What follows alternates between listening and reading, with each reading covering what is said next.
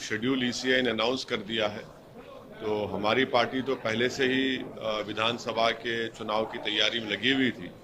अब जाहिर है हमको और अपनी तैयारी को तेज़ करना पड़ेगा और बहुत से जिन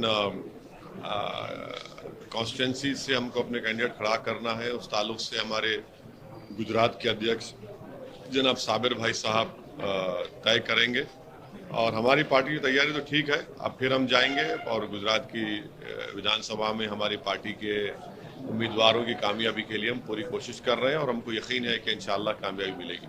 क्या मुद्दे रहने वाले हैं जिन पर आप लड़ने वाले हैं और आपको क्या लगता है इस बार इस चुनाव के मुद्दे क्या रहेंगे? बहुत से अवामी मुद्दे हैं, जनता के मुद्दे हैं, कोई एक मुद्दा बोल के नहीं है।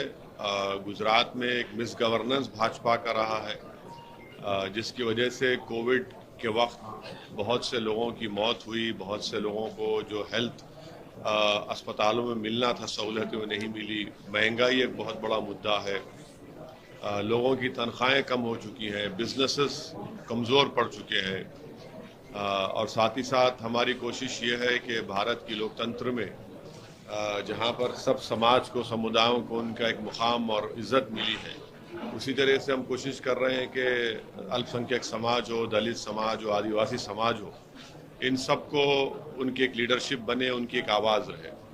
तो ये अहम मुद्दे हैं गुजरात के चुनाव में और बहुत से और भी मुद्दे रहेंगे। विधानसभा के इंडिविजुअल इश्यूज हैं, प्रॉब्लम्स हैं। अभी जो मोरबी में हादसा हुआ है सर, क्या वो कोई मुद्दा होगा वोटर उस हादसे को लेकर? क्योंकि अभी ताजा हादसा है, इलेक्शन कमीशन ने बोला कि ये डिले हुआ अनाउंसमेंट है मोरबी की वजह से। नहीं, जो मोरबी में हुआ वो निहायत ही अफसोसनाक है।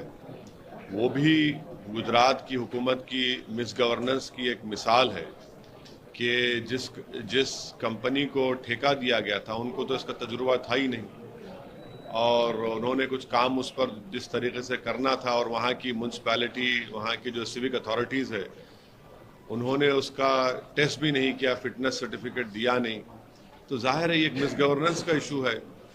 सर, आज आपने अभी सुबह ट्वीट किया है कि मैं मुसलमान हूँ, उसके खतरा है मेरे को, और मैं कभी हिंदू के खिलाफ नहीं था, कभी बोला नहीं हूँ और ना कभी बोलूँगा। क्या वजह रही सर? ये वजह क्या है भाई?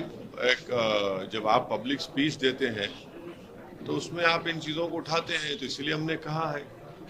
चुनाव आयोग जो घोषणा है, ये जो चुनाव की तारीखों की हुई है, उस पर कांग्रेस ने सीधे नहीं लेकिन इशारों में उनकी निष्पक्षता पर, चुनाव आयोग की निष्पक्षता पर सवाल खड़े किए हैं। आप भी एक पार्टी के प्रमुख हैं, आपको क्या क्या लगता है इसके ऊपर?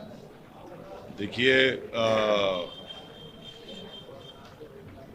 चुनाव आयोग ने जो डेट्स दी हैं हम उसका वेलकम करते हैं और हमारी पूरी कोशिश यही होगी कि ये विधानसभा के चुनाव पुरअमन रहे, अच्छे तरीके से हो जाएं और जनता को, गुजरात की, उनका पूरा मौका मिले, फ्री एंड फेयर इलेक्शन हो, हम उसकी उम्मीद करते हैं और ये इलेक्शन कमीशन इसको कराना भी चाहिए।